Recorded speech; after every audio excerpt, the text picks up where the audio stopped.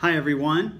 We are heading into the peak real estate selling season for 2018, and I wanted to take just a few minutes to talk to you about what I'm seeing on the market, some of the data that explains what type of market we're in right now, and then share with you some insights on what I think can best help sellers and buyers in this market best take advantage and get what they're looking for. So let's talk about 2018. So at this point, in the city limits of Austin, we have about 1.5 months of inventory. What that means is if no more new homes came on the market, within about a month and a half, we would sell out of every house that we have on the market. How does that compare to 2017? Last year at this time, we had a little over 2 months of inventory. So we're actually a tighter market in 2018 even than we were in 2017. And I can attest in areas of South and Southwest Austin, it's even tighter.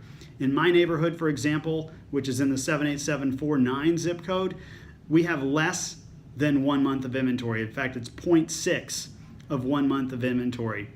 What that means is that a traditional even market where there's not heavy buyers or heavy sellers is about 6 months of inventory.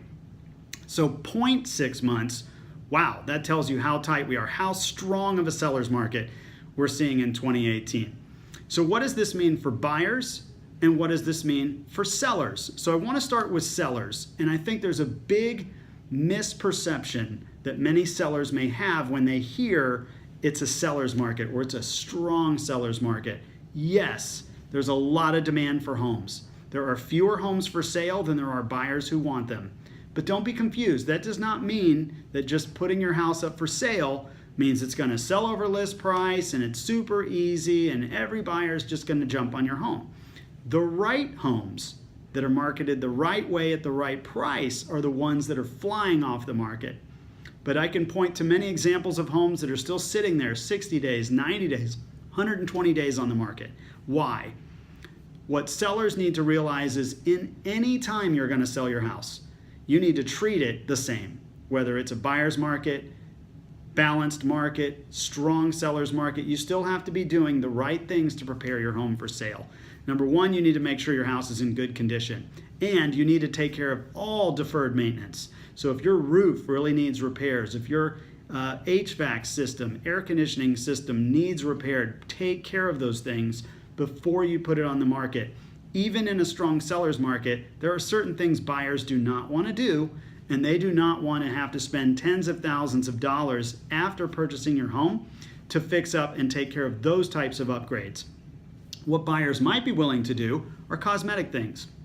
Replace carpet, flooring, paint, maybe redo the kitchen. Those are things they might look forward to doing and put their own spin on the house, things that they can show off to their friends, but stuff that they can't see, insulation, hot water heaters, siding, those things are not what buyers want to do. So sellers, you still need to take care of deferred maintenance and make sure that you are selling your house in the best condition that you can.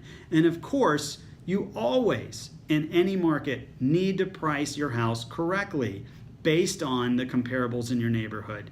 If you're still thinking because it's a seller's market, you can reach for the stars with your price, you're still going to have the same challenge you would in any market. It's not, your house is not miraculously going to sell 50,000 over where it should. The market is still going to dictate that. But if you're following the right strategy, putting your house in great condition, and really marketing it to those buyers at the right price, you're going to have great results. This is a great market and a great time to sell your house. Okay, buyers, now that you know this is a strong seller's market, it's time to put on your boxing gloves. You're going to go to battle. What I hear often from many buyers is, hey, Ryan, we want to find a great house, good condition, hopefully it's on style, and hopefully we don't have a lot of work to do. And I go, you know what, that's great. And so does every other buyer in this market. They're looking for the same house you are. And that's why there's a lot of competition on those homes that are on trend and great condition, priced right. Buyers are jumping on them, and you need to expect that you're going to be in multiple offers in this market this summer. So what can you do to make sure that you stand out to the seller and win in a multiple offer situation? Well, number one, along with having a great agent, you need to have a really good relationship with your lender, and you need to be working with that lender as early as you can to not only pre-qualify you, which means that lender's looked at your credit score, they've looked at documentation from you about your income and how you can help pay for this house. If that lender can start to underwrite you or even move you along in any way to get approval for that loan before you put an offer in on a house, that's going to work to your advantage. Yes, sellers, if we put a contract in, want to see a great price. They want to see a great price. And in some instances, that's not only going to be the list price, it may be over list price, especially if you're in multiple offers. But it's not the only thing. Sellers also want certainty. And what certainty means is they want to know, if you're coming with a loan, how fast am I going to know you, the buyer, are going to get approved for that loan? I don't want to wait a month. I want to know in a week, 2 weeks, short amount of time that you're going to have the money so that we can close. There's also a number of other strategies you can take as a buyer other than offering the highest price that you can that can sweeten the deal for the sellers. You can pay for the title policy. We can waive the right for you to have them contribute money to your home warranty. You can offer more money for the option period or earnest money. You don't have to take all these strategies, and that's where an agent can best counsel you on, in this particular situation, what are the best ways that we can sweeten the deal for the seller.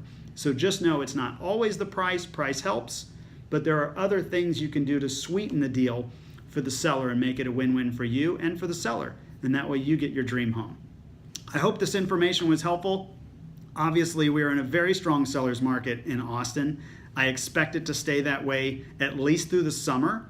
We're also seeing interest rates tick up. At the beginning of the year, I think we were below an average of about 4.5% on an annual 30-year fixed rate mortgage.